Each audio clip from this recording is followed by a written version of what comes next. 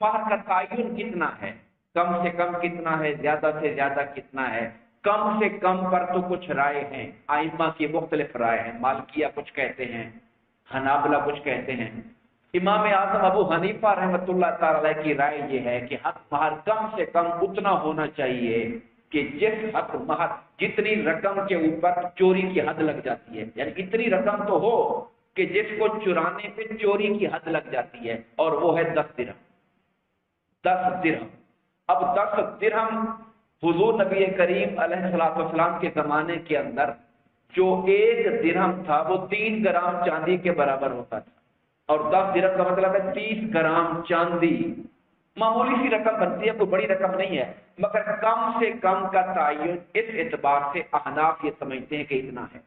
جہاں تک زیادہ سے زیادہ کا تعلق ہے، اس کی کوئی حد شریعت نے نہیں دی ہے۔ وہ لوگ